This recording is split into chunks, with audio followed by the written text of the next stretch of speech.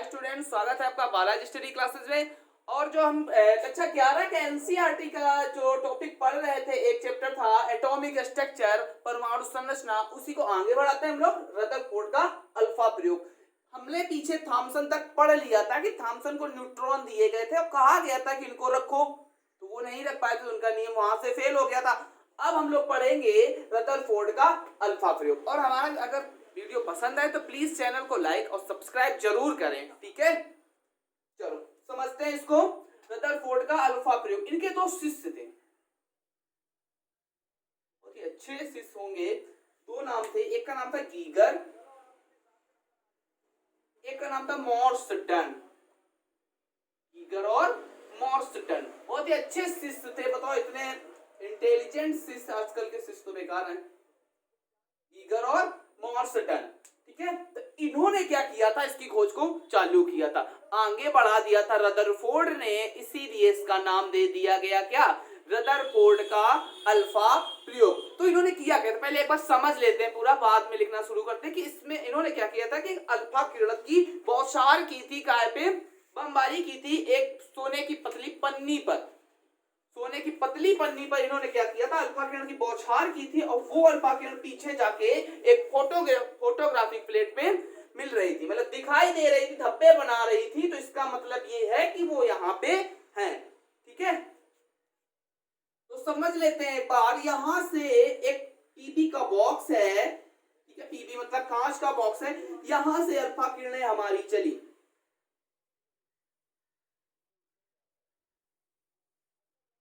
यहां पे हमने, ये बहुत ज्यादा फैलती चली जाएंगी, एक समय आएगा कि ऐसे फैल जाएंगी पूरी।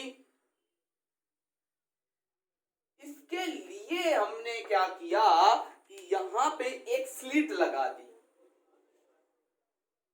ठीक है। यहां पे हमने क्या किया, एक स्लिट लगा दी, ये ज्यादा फैले ना, आगे जाके फैले ना, और ज्यादा शार्प हो जाए,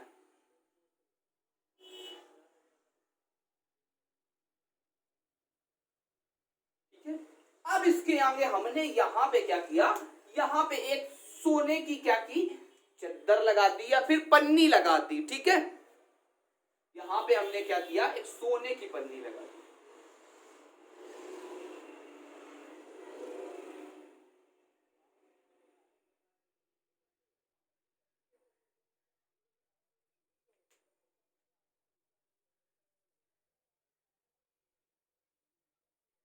अब सोने की पन्नी लगा दी, और सोने की पन्नी बहुत ही पतली पन्नी, सोने की ही क्यों ली, क्योंकि चांदी को पीट कर इतना पतला नहीं किया जा सकता है जितना सोने को पीट कर पतला किया जा सकता है।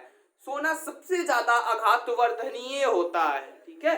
सबसे ज्यादा आघातवर्धनीय मतलब पीट पीट के जिसको सबसे ज्यादा बढ़ाया जा सके वो सोना होता है। इसीलिए हम यहाँ पे सोने की ही पन्नी ले रहे हैं, फिर सोने की प्लेट लिख लेते हैं हम लोग यहाँ पे, ठीक है। अब आगे क्या हुआ कि इसके पीछे हमने एक फोटोग्राफिक प्लेट लगा दी,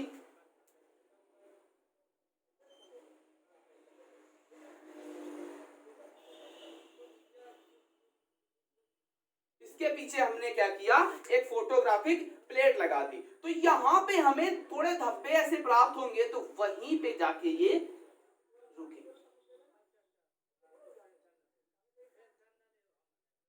ठीक है। ये क्या है, फोटोग्राफिक प्लेट, फोटोग्राफिक प्लेट, ठीक। तो एक बार सबके पूरे नाम लिख लेते हैं हम लोग। ये कौन सी किरणें थी, अल्फा किरणें। ये पीबी को बॉक्स, पीबी बॉक्स है ये, मतलब कांच का बॉक्स। क्यों, ये क्यों लगाया गया, क्योंकि जो इसकी किरणें हैं वो जब इधर जा रही हैं तो इधर भी जा सकती है, इधर भी जा सकती है, तो पीबी का बॉक्स लगा दिया, जिसकी वजह से ये किरणें उधर उधर नहीं जाएंगी, ठीक है। अब सोने की पन्नी, फिर फोटोग्राफिक। अब जो फोटोग्राफिक प्लेट है हमारी, ये इसके ऊपर किसकी परत चढ़ी होती है, जेडएनएस की परत चढ़ी होती है, जेडएनएस। अब जेडएनएस हमारा क्या होता है, जिंक सल्फाइड, जिंक सल्फाइड। जेडएनएस क्या होता है, जिंक सल्फाइड, ठीक है। करते कि हम लोगों को इतना समझ में आया होगा, तो फिर से समझ लेते हैं कि एक अल्फा किरण की बौछार करते हैं सोने की पन्नी पे और फोटोग्राफी प्लेट में यहाँ जहाँ पे धब्बे हमें प्राप्त होते हैं, यहीं पे समझ लो क्या बनने फोटो बनती है। ठीक है, अब ये पन्नी काय की होती है, ये ZnS की पन्नी होती है, मतलब जिंक सल्फाइड की। ठीक है, ये है क्या फोटोग्राफी प्लेट, ये सोने की प्लेट होती है, ये स्लिट होते हैं हमारे। ठीक, ये पीवी का बॉक्स, यहां से किरणें चलती। अब एक बात बताओ कि किरणें तो चल रही हैं, लेकिन कुछ किरणें ऐसे भी होंगी जो वापस लौट के आएंगी। कुछ तो किरणें ऐसे होंगी ना जो वापस लौट के आएंगी। ठीक है, तो आगे समझते हैं हम लोग। अब कुछ अल्फा किरणें सीधी निकल जाएंगी और कुछ हमारी लौट के आएंगी। 20,000 में से सिर्फ एक अल्फा किरण हमारी लौट के आएगी, अल्फा किरण। ठीक है, समझ लेते हैं कैसे। अब हमने एक और प्रयोग किया, क्या किया कि जो किरणें लौट के आ रहे हैं वो पता करने के लिए हमने क्या किया, यहां से अल्फा किरण, ये हमारा जो ZnS का जो पर्दा था, परत थी ZnS की फोटोग्राफिक, इस पे हमने क्या किया, अल्फा किरण भेजी। ठीक, और इसके पीछे भी एक पर्दा लगा दिया। ये काहे की थी, ZnS की परत, और इसके पीछे भी एक क्या लगा दिया, पर्दा लगा दिया। तो हमें ये पता चला कि किरणें जा तो रही हैं, लेकिन कुछ किरण बहुत ही सूक्ष्म कण की किरण क्या है, वापस आ रही हैं। एक किरण क्या हुआ, यहां से यहां आके प्राप्त हुई हमें। ठीक है, तो लिख लेते हैं, अधिकांश अल्फा किरणें सीधी निकल जाती हैं।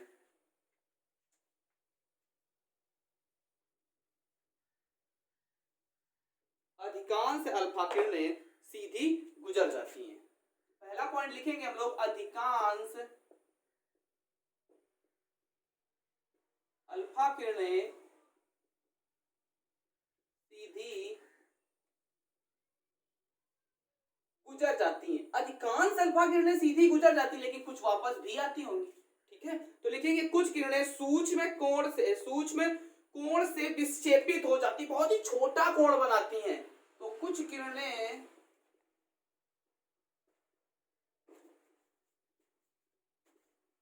सूक्ष्म कोण से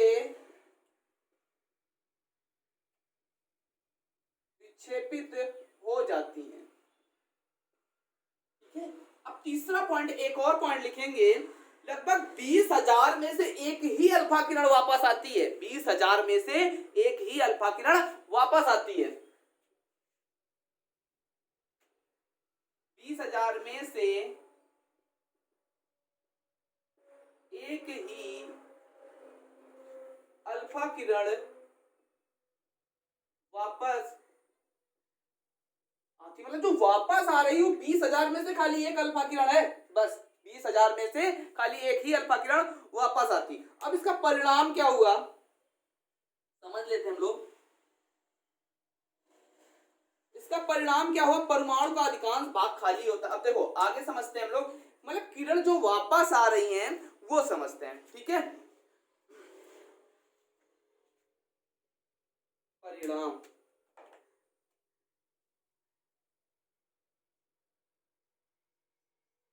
परिणाम क्या हुआ इसका, परमाणु का अधिकांश भाग खाली है, कुछ किरणें सूक्ष्म कोण से विक्षेपित हो जाती। तो पहला है परमाणु का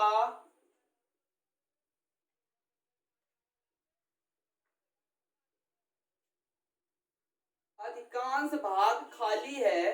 अब दूसरा पॉइंट क्या बताया कि कुछ किरणें सूक्ष्म कोण से विक्षेपित हो जाती, बहुत ही छोटे कोण से विक्षेपित होना मतलब लौट के आ जाती हैं।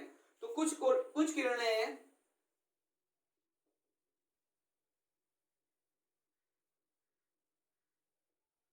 सूक्ष्म कोण से विक्षेपित हो जाती है। अब तीसरा एक और पॉइंट इसमें लिखते हैं हम लोग, परमाणु के केंद्र में धनावेश वाला अत्यंत सूक्ष्म कोण होता है। मतलब धनावेश जहां पे होता है, तो परमाणु के केंद्र में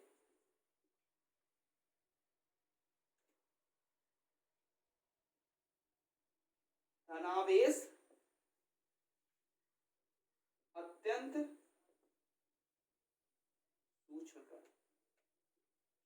अब आगे बढ़ते हैं कि परमाणु, जो हमने एक प्लेट ली थी, तो एक प्लेट क्या है, कोई भी चीज है, जैसे ये मार्कर है तो बहुत सारे परमाणुओं से मिलके बना है, बहुत सारे परमाणुओं से मिलके बना है। तो जो प्लेट ले रहे थे ये भी बहुत सारे परमाणुओं के मिलके बनी थी। अब हम क्या करेंगे, किसी एक परमाणु को थोड़ा जूम करके पढ़ेंगे, खाली एक परमाणु को पढ़ेंगे। जैसे प्लेट थी हमारी, प्लेट हमारी बहुत सारी क्या थी, परमाणुओं से मिलके बनी थी। तो किसी एक परमाणु को हम थोड़ा जूम करके पढ़ेंगे। क्यों? क्योंकि जो वो किरण वापस आ रही है उसको पढ़ने के लिए एक परमाणु को हम उठाएंगे। ठीक है, तो एक बार फिर से समझ लेते हैं। ये कि अधिकांश अल्फा किरण सीधी गुजरती है, अधिकांश अल्फा किरण क्या है कि सीधी गुजर जाती है और फोटोग्राफिक प्लेट पे हमें प्राप्त होती हैं। कुछ किरणें सूक्ष्म कोण से विक्षेपित होती है, कुछ किरणें हैं वो बिल्कुल जरा से कोण पे, मतलब कहीं ऐसे गई, आप जहां पे उसको नाभिक मिला वहां से वापस आ गई।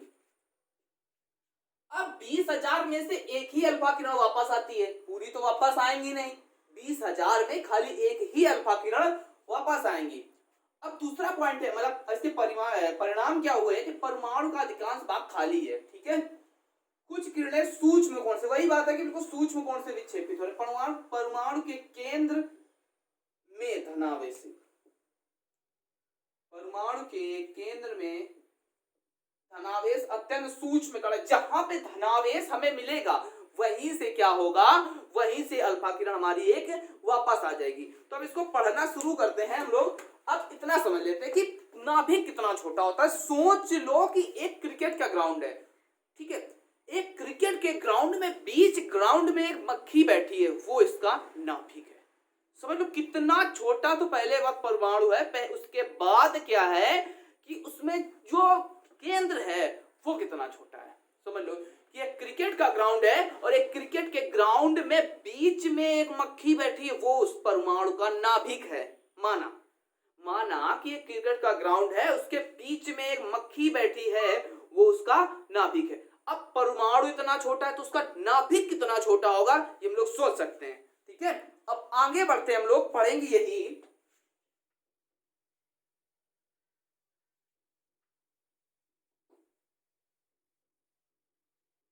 उसी को समझते हैं हम लोग। ठीक है,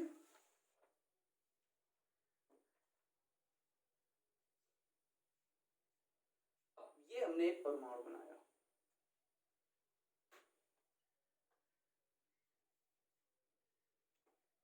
ये हमने एक परमाणु बनाया। ठीक है, अब क्या किया कि हमने क्या किया कि एक परमाणु को हमने उठा लिया, थोड़ा जूम करके बनाया, इसके बीच में क्या होता है, प्लस होता है। अब अल्फा किरणें जाएंगी,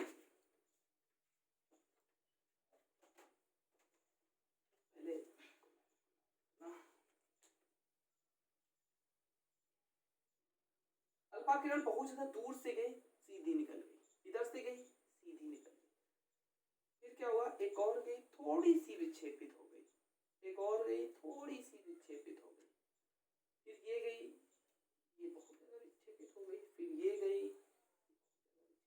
एक समय ऐसा आएगा कि जब एक अल्फा किरण जाएगी, प्लस से टकराएगी और वापस आ जाएगी। ठीक है, तो हुआ क्या, अल्फा किरण टकरा के वापस आ गई।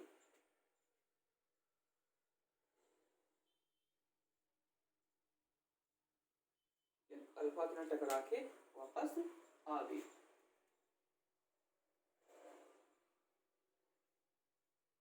तो इससे क्या समझ में आया कि जो अल्फा किरण वापस आ रही थी हमारी, वो कहां से आ रही थी, वो यहां से। देखो जो जितनी ज्यादा पास से निकलेगी इसके, वो उतनी ज्यादा विक्षेपित होगी। ये देखो दूर से गई, सीधी निकल गई, ये भी दूर से गई, सीधी निकल गई, ये थोड़ी सी पास गई, विक्षेपित हो गई, ये भी थोड़ी सी पास गई, विक्षेपित हो गई, ये उससे ज्यादा पास गई, विक्षेपित हो गई, ये उससे ज्यादा पास गई, विक्षेपित। अब जो डायरेक्ट जाके हमारी प्लस पे लड़ेगी जाके, वो तुरंत पीछे वापस आ जाएगी। तो ये ऐसे गई और ऐसे वापस आ गई। ठीक है, तो जो वापस आ रही थी वो किसके कारण आ रही थी कि वो प्लस पे जाके उसके नाभिक पे जाके टकरा रही थी, इसी के कारण वो वापस आ रही थी। ठीक है, आगे देखते हैं इसमें लिखना क्या है वो समझ लेते हैं। ये समझ में आ गया होगा, साइड में बना देते हैं इधर।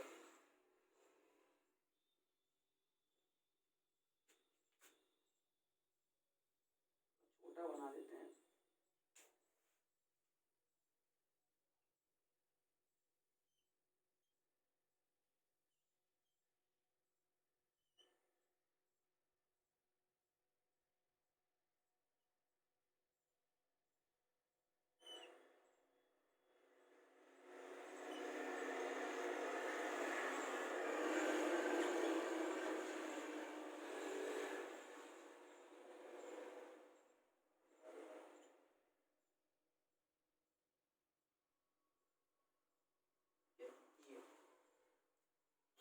अब लिख लेते हैं इसके बारे में थोड़ा हम लोग। कुछ अल्फाकण अपने मूल पद से थोड़ा विक्षेपित हो जाते हैं। तो पहला पॉइंट इसमें लिखेंगे, हम लोग पढ़ क्या रहे थे, तो पहला पॉइंट इसमें लिखना शुरू करते हैं। कुछ अल्फाकण अपने मूल कण से थोड़ा विक्षेपित हो जाते हैं। कुछ अल्फाकण या विकिरण अपने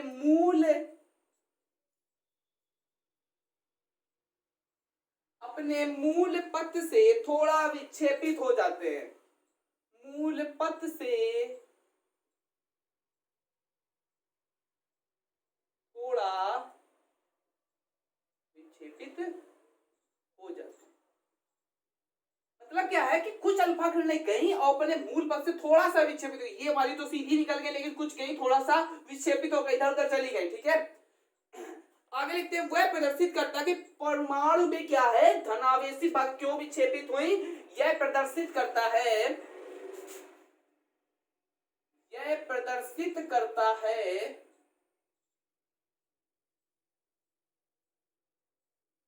कि परमाणु में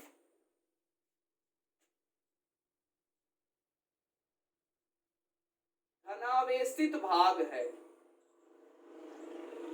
कि परमाणु में क्यों एक धनावेशित भाग है, तभी तो ये विक्षेपित हो रही हैं।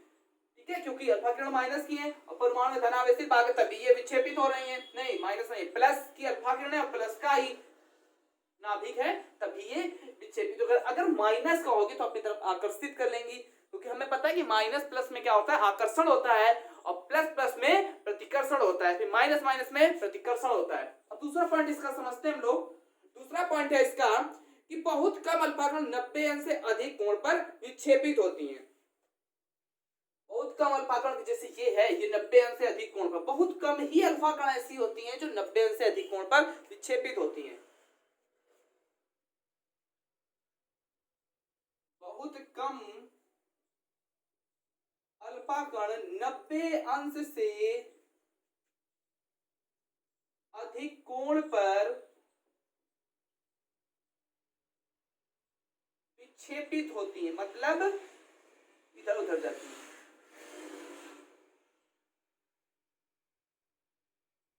विक्षेपित,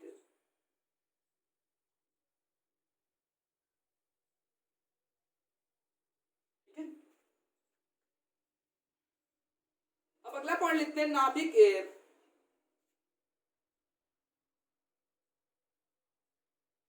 के बाहर का अपेक्षाकृत विशाल क्षेत्र जिसमें इलेक्ट्रॉन रहते हैं, परमाणु नाभिक की त्रिज्या। अब इसकी त्रिज्या लिख लेते हैं।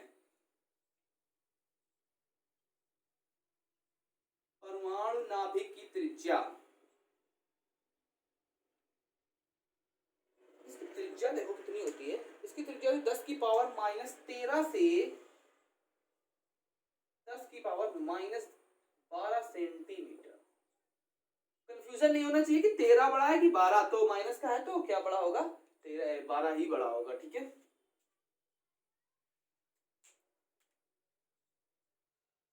परमाणु नाभिक की त्रिज्या है कितनी, 10 की पावर माइनस 13 से 10 की पावर माइनस 12। कितनी है, 10 की पावर माइनस 13 से 10 की पावर माइनस 12। मतलब इसकी बात हो रही, इसकी जो त्रिज्या है, इसका जो आर है, 10 की पावर माइनस 13 से 10 की पावर माइनस 12 होगा।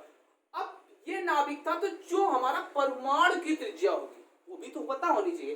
तो परमाणु की त्रिज्या कितनी होगी, 10 की पावर माइनस 8। तो यहाँ पे वो भी लिख लेते हैं कि परमाणु नाभिक की त्रिज्या तो दे दी गई है, तो परमाणु की त्रिज्या लिख लेते हैं हम लोग।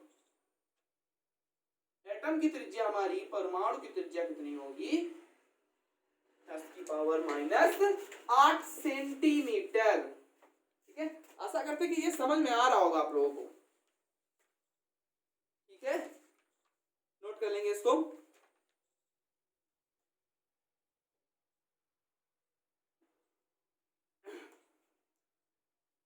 आशा करते हैं कि आप लोगों को समझ में आया था। इसके आगे हम लोग अगले वीडियो में पढ़ेंगे, ठीक है। अगर हमारा वीडियो पसंद आया हो तो प्लीज चैनल को लाइक करें, सब्सक्राइब करें एंड बेल आइकन दबाना ना भूलें। तो एक बार अगर कुछ ना समझ में आया हो तो प्लीज कमेंट करके बताइए, या फिर और भी कुछ नया पढ़ना हो तो उसके लिए कमेंट करिए कि सर इस चैप्टर का वीडियो बनाइए, ठीक है। Thank you.